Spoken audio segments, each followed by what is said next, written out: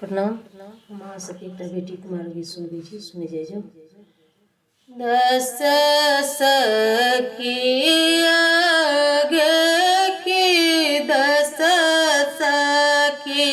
पीछे रुक में न बनिया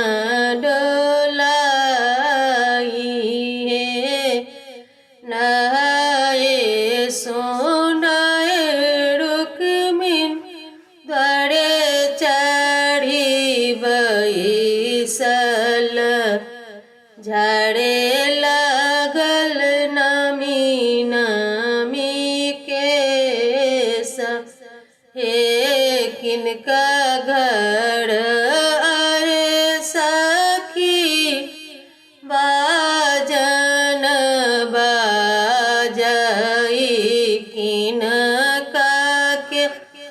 अबै बड़िया तोरो घर आहे सखी बाजन बाजाऊ तोहर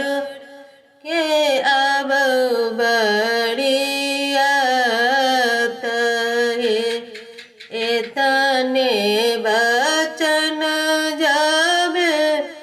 सुनलनी बाबा सुतल बाबा उठल चेहाई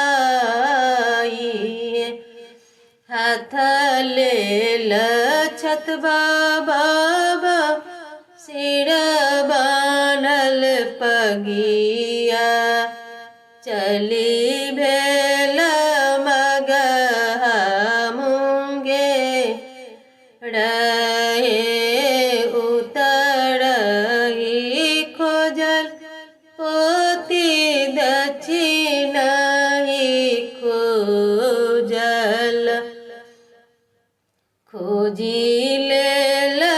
मगहा मुंगेर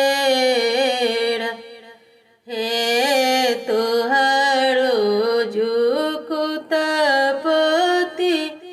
बड़ नहीं भेटल